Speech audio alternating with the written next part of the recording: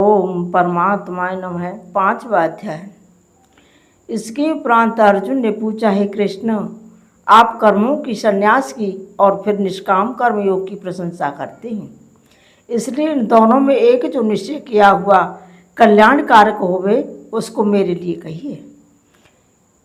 इस प्रकार अर्जुन के पूछने पर श्री कृष्ण महाराज बोले, हे अर्जुन, कर्मों का संन्यास अर्थात मन, इंद्रिय और शरीर द्वारा होने वाले संपूर्ण कर्मों में कर्तापन का त्याग और निष्काम कर्म योग अर्थात समत्व बुद्धि से भगवत वर्त कर्मों का करना, ये दोनों ही परम कल्याण के करने वाले हैं।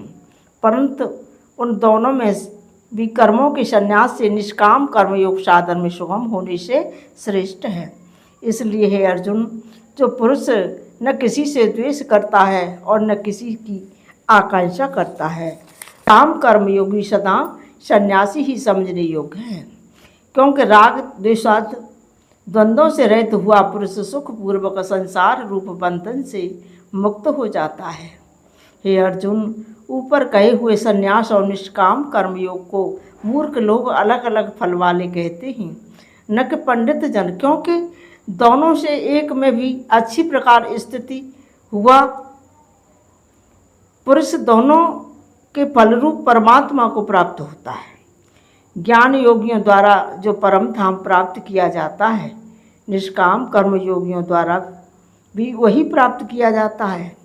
इसलिए जो पुरुष ज्ञान योग और निष्काम कर्म योग को फल रूप से एक देखता है, वही यथार्थ देखता है। परंतु हे अर्जुन, निष्काम कर्म योग के बिना संन्यास अर्थात मन, इंद्रियों और शरीर द्वारा होने वाले संपूर्ण कर्मों में कर्तापन का त्याग प्राप्त होना कठिन है, और भगवत स्वरूप को मनन करने वाला निष्काम कर्मयोगी परम ब्रह्म परमात्मा को शीघ्र ही प्राप्त हो जाता है। बस में किया हुआ है शरीर जिसके, ऐसा जितेंद्र और विशुद्ध अंतकरण वाला एवं संपूर्ण प्राणियों के आत्मरूप परमात्मा में एक ही भाव हुआ निष्काम कर्मयोगी कर्म करता हुआ भी लिपायमान नहीं होता है। हे अर्जुन, तत्व को जानने वाला साक्षी योगी तो देखता हुआ, सुनता हुआ, स्पर्श करता हुआ, सूंघता हुआ, भोजन करता हुआ, गमन करता हुआ, सोता हुआ, श्वास लेता हुआ, बोलता हुआ, त्यागता हुआ, ग्रहण करता हुआ तथा आँखों को खोलता और मीचता हुआ भी सब इंद्रियां अपने अपने अर्थों में बरत रही हैं, इस प्रकार समझता हुआ निस्संदेह ऐसे ही माने कि मैं कुछ भी नहीं करता हूँ। परंतु हे अर्जुन, देहा अभिमानियों द्वारा ये साधन होना कठिन है और निष्काम कर्मयोग सुगम है, क्योंकि जो पुरुष सब कर्मों को परमात्मा में अर्पण करके और आसक्ति को त्याग कर कर्म करता है, वह पुरुष जल से कमल के पत्ते के सदृश पाप से लिपायमान नहीं होता है।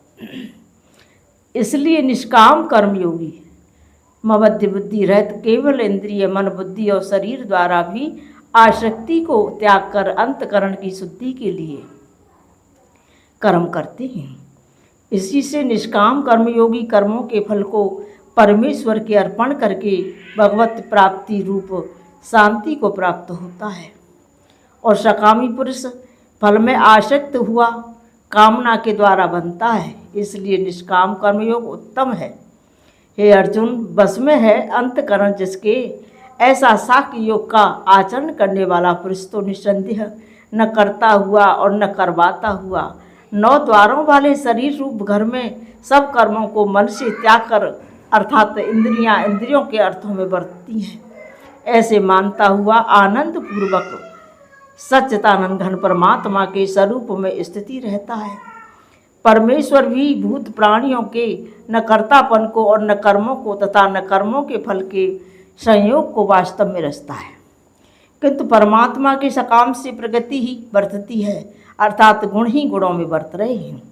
सर्वव्यापी परमात्मा न किसी के पाप कर्म को और न किसी के शुभ कर्म को ही ग्रहण करता है, किंतु माया के द्वारा ज्ञान ढका हुआ है, इससे सब जीव मोहित हो रहे हैं। परंतु जिनका अंतकरण का अज्ञान आत्मज्ञान द्वारा नाश हो गया है, उनका ज्ञान सूर्य के सदृश उस सच्चिदानंद घन परमात्मा को प्रकाशता है, अर्थात परमात्मा के स्वरूप को साक्षात कराता है।